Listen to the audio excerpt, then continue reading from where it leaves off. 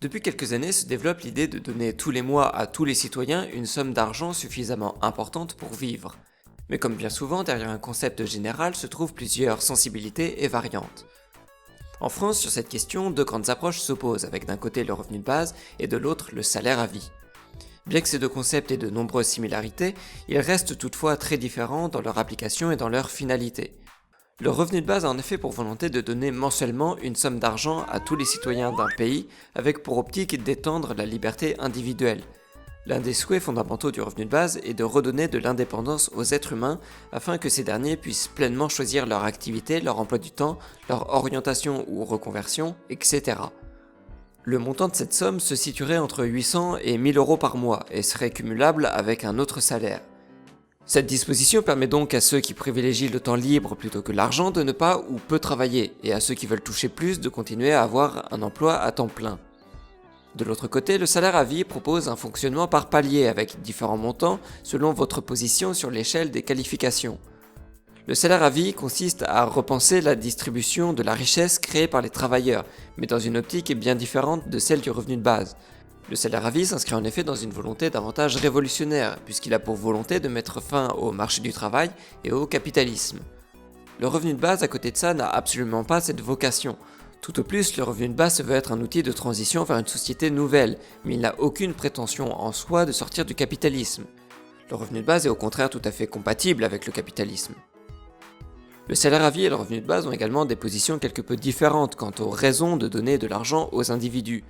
Le salaire à vie lie fondamentalement l'humain au travail. Bernard Friot le dit lui-même, il est un promoteur du travail, mais pas du travail selon une approche capitaliste. Le salaire à vie veut au contraire reconnaître le travail qui n'est d'habitude pas reconnu par la société, par exemple le travail domestique, qui à l'heure actuelle n'est pas pris en compte dans le PIB. De façon un peu différente, le revenu de base souhaite donner de l'argent à tous les individus du simple fait que nous existons. Vivre implique que nous ayons des besoins fondamentaux à combler et que ces besoins ne peuvent être remplis qu'en ayant de l'argent, d'où l'idée d'en distribuer à tous, même à ceux qui ne travaillent pas. Et de manière comparable au salaire à vie, le revenu de base souhaite également prendre en compte le travail domestique. L'une des critiques récurrentes faites au revenu de base est de dire que certains individus vont rester chez eux à ne rien faire. Mais s'occuper de son foyer, aider ses enfants à faire leurs devoirs, s'occuper d'un jardin, etc., c'est aussi du travail. C'est simplement un travail qui n'est pas reconnu par la société car elle n'est pas prise en compte dans le PIB. Ainsi, schématiquement, le revenu de base adopte une approche humaniste, alors que le salaire à vie s'attache à redéfinir le rapport qu'a l'humain au travail. Ce dernier prend d'ailleurs en considération des éléments totalement absents des idées défendues par le revenu de base.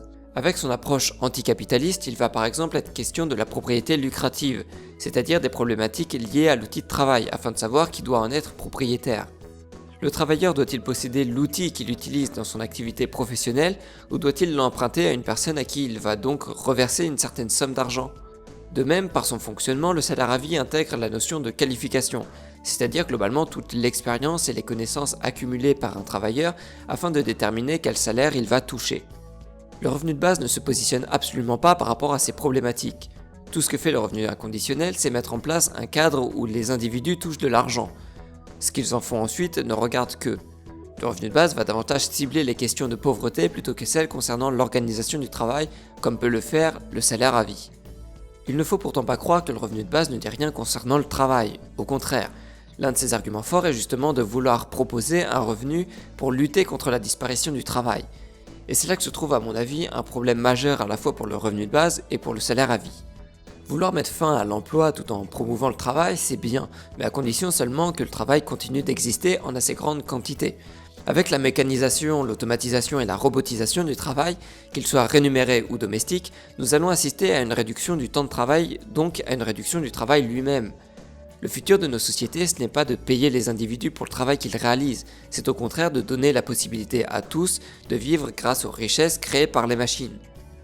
Pourtant, si le travail humain est réalisé par des machines, les richesses qui jusque-là allaient aux salariés ou à l'État vont désormais être captées par les entreprises. Un robot ne cotise pas.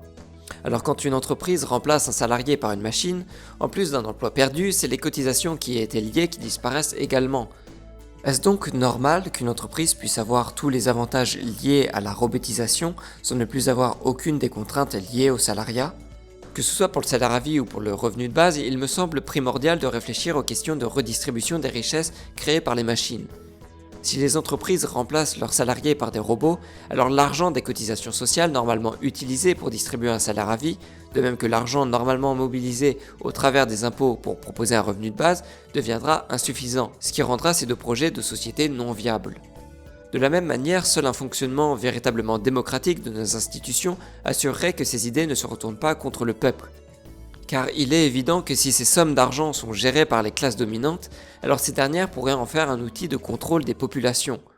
Ainsi, redéfinir le travail et la répartition des richesses ne pourra pas se faire sans prendre en compte dans l'équation notre utilisation des nouvelles technologies et notre organisation politique.